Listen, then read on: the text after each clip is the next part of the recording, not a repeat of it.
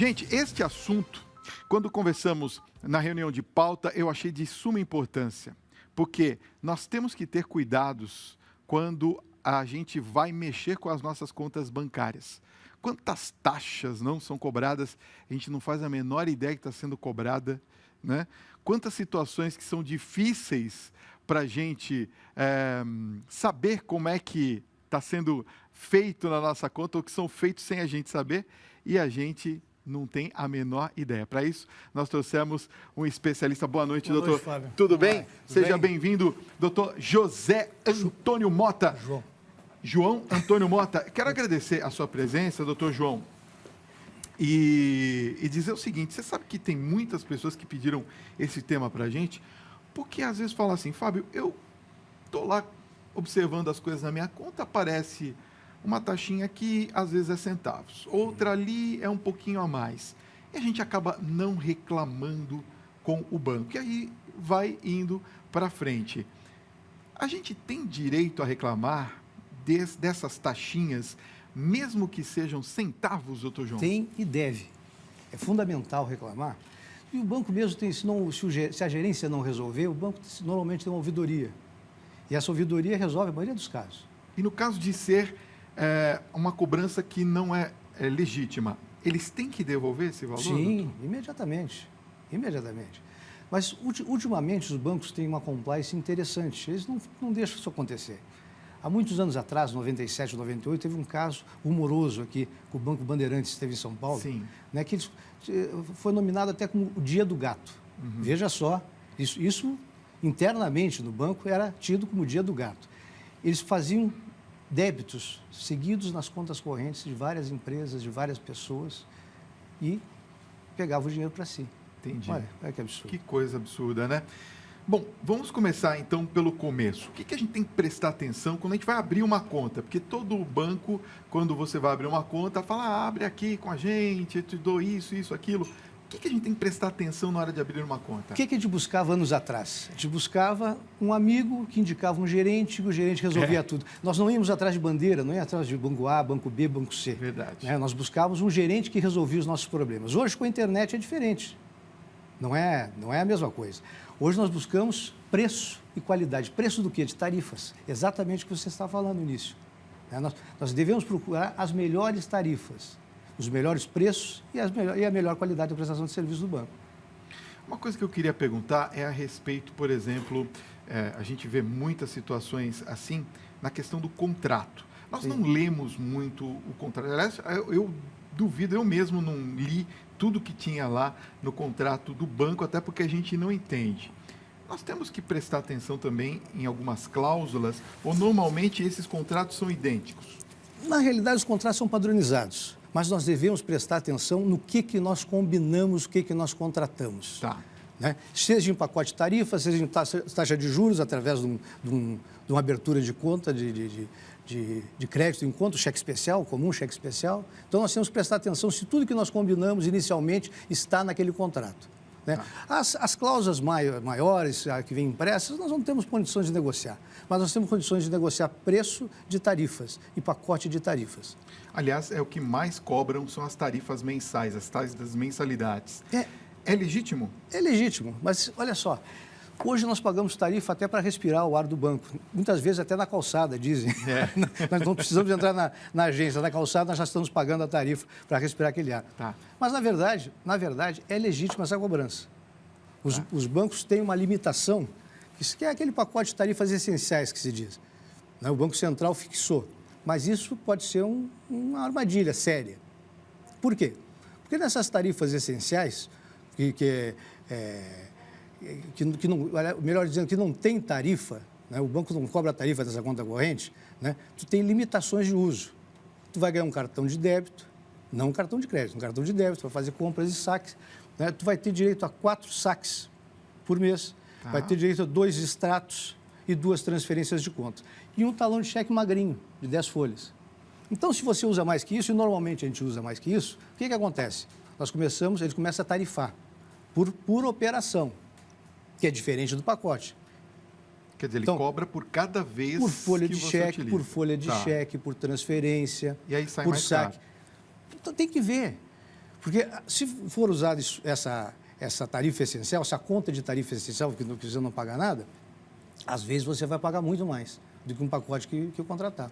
Agora, todo banco tem por obrigação manter essas contas que não têm tarifas. Todo banco tem obrigação. É isso. E eles mantêm. Se eu quiser chegar, por exemplo, lá no meu banco e falar assim, não, eu quero esta modalidade que não tem tarifa, eu posso tê-la? Pode tê-la. Tá. Agora, na questão das tarifas, quais são as cobranças que podem ser feitas pela instituição? Os bancos estão liberados para cobrar as tarifas. Eles podem cobrar o que bem entender. Tá. Né? Agora, o que o consumidor deve fazer? O consumidor deve certificar que vai usar pelo menos a grande maior parte daquele pacote que ele está contratando. Entendi. Porque muitas vezes ele contrata um pacote e não usa metade do que está ali. Tá. No caso, por exemplo, daquelas pessoas que entram muitas das vezes em algumas formas de golpes, seja pela internet, por mensagens,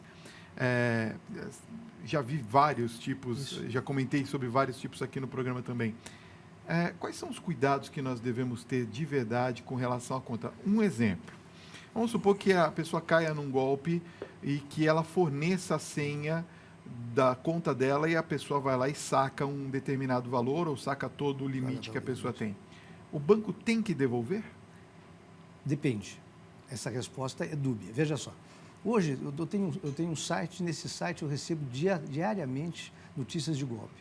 Pessoas desesperadas procurando receber o dinheiro de volta porque caíram naquele golpe do phishing, certo, que é o pescar em inglês. Tá. E o que eles recebem? Eles recebem uma homepage pela internet e clicam naquela homepage e entregam os seus dados. Isso é um problema seríssimo, porque o Superior Tribunal de Justiça em Brasília já fixou entendimento que se o cliente entrega seus dados bancários, ele concorre com culpa para isso. Então é um problema sério. É um problema sério, praticamente sem solução. Eu conheço uma pessoa, por exemplo, que ela entrou lá e eu cheguei na casa dela, isso já faz um tempo. Cheguei na casa dela, eu vi que ela estava digitando aquele cartãozinho. Agora não tem, não sei, acho que não tem mais, né? Tinha um cartão de... Um cartão com vários números, né? Exatamente. E ela estava digitando, eu falei, mas o que você está fazendo? Não, é que eu estou aqui no site do banco, ele pediu para eu fazer isso. Mas quem pediu para fazer? Exatamente. E o site era absolutamente idêntico.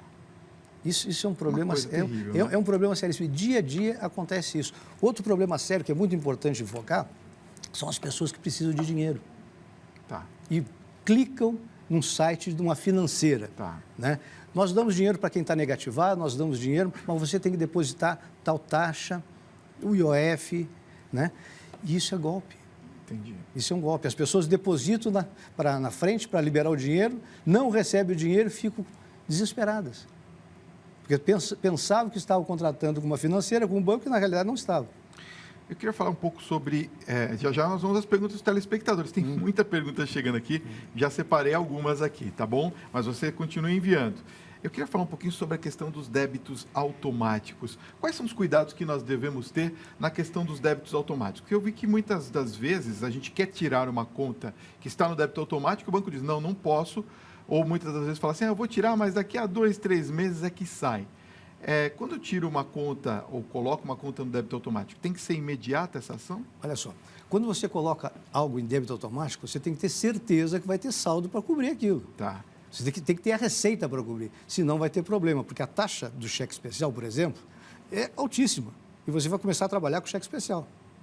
Isso é um problema. Quando você pede para o banco para retirar, não é amanhã de manhã, não é amanhã à tarde, é hoje. Ele deve retirar imediatamente.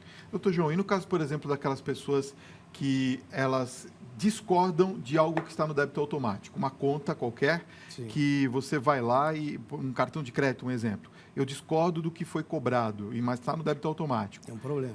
Eu tenho como reverter essa situação ou não há? Tem como reverter. Tem como reverter? Tem como reverter. Você tem que buscar imediatamente uma solução com a ouvidoria do banco, pegar o protocolo, e se o protocolo que a ouvidoria não resolver, fazer uma denúncia ao Banco Central. Ah, tá, ok. Entendi. O Banco Central é o bcb.gov.br. Dá para fazer denúncia. E na maioria das vezes, os bancos não gostam de trabalhar com o Banco Central, não gostam da explicação do Banco Central. Então, na maioria das vezes, resolve. Se não resolver, advogado do Poder Judiciário. Vamos às perguntas dos telespectadores. Muitas chegando aqui. Obrigado pelo carinho da audiência de vocês. Cirlei Oliveira, de Santa Maria das Barreiras. Fala, Fábio. Boa noite. Paz e bem. Paz e bem para você também, viu? Ela diz assim, doutor João, olha, eu fiz um empréstimo no banco e me cobraram um seguro de R$ 35 por mês durante um ano, junto com os juros do empréstimo. Isso é legal? Não, é absolutamente ilegal. Isso chama-se venda casada. É vender um produto que ela não precisa e não quer para a liberação do empréstimo. Ela deve procurar imediatamente um advogado da confiança dela para resolver esse problema. E o Poder Judiciário vai resolver com certeza. Mais uma pergunta. Olha, boa noite, Fábio. Gostaria de perguntar para o doutor João se a Caixa pode cobrar uma conta corrente para pagar prestação de casas compradas pela Caixa.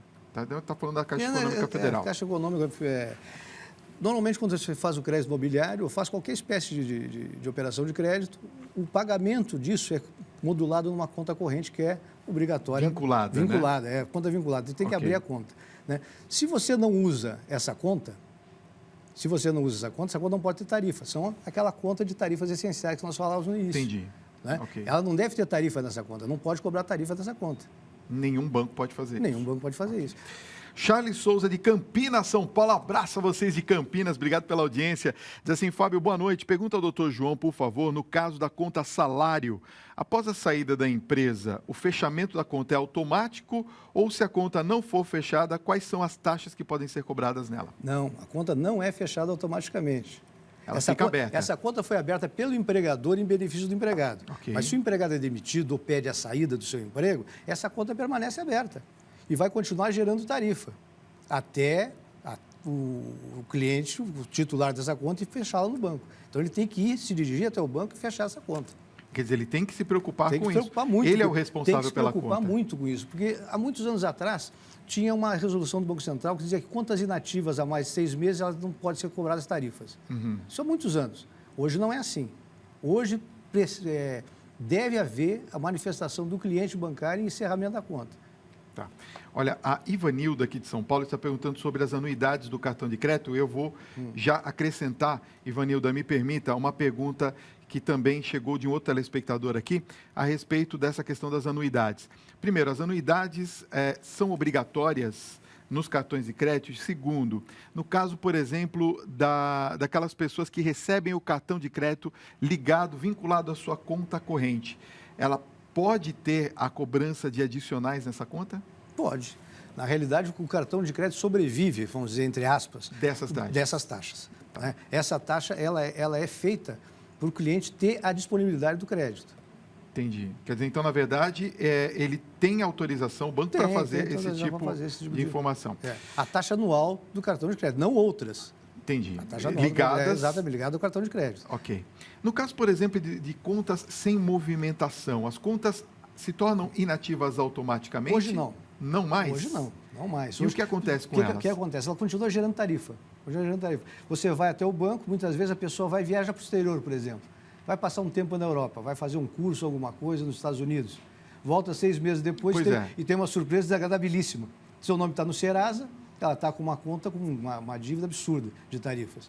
Normalmente, o que os bancos fazem? Negociam. Os bancos eles não levam a ferro e fogo esse tipo de coisa, porque eles veem que eles não prestaram serviço algum. Aquilo ali estava simplesmente gerando uma carteira, uma rentabilidade para eles reduz isso bastante. O banco mesmo acaba cancelando essas contas? Como é que é? Não, você tem que ir lá. Você tem que ir lá. O cliente bancário tem que procurar o banco, não é automático. Ele dá uma espécie de uma anistia, é isso? Não, não é anistia, dá um desconto, haircut, né? Ele dá um desconto para resolver isso. Tem uma pergunta muito interessante aqui do Roberto, ele estava perguntando assim, meu banco cobra R$ 55 por mês de taxa. Eu queria saber se, quando fica devendo os R$ 55, ele pode avançar no cheque especial. Pode e vai. Esse é o problema. Esse é o problema? Esse é o problema. Ele vai debitar taxas, tarifas e qualquer débito que ele for fazer na conta corrente. Se não tiver saldo líquido, saldo positivo, ele vai para o saldo negativo. Não tem jeito. E vai incidir juros altíssimos, não tem jeito. Doutor João Antônio Mota, muito obrigado pela sua presença. Foi incrível sua participação conosco. Acho que ajudamos muitas pessoas. Se você Muito quiser obrigado. saber mais informações, jacmlaw.com está aparecendo aqui no vídeo. contato@jacmlaw.com para você falar com o Dr. João Antônio Mota. Quero agradecer a vocês que ficaram conosco. Continue na Rede Vida, o canal da família, a melhor programação para sua família. A gente se encontra amanhã às 8h30 da noite. Beijo, tchau.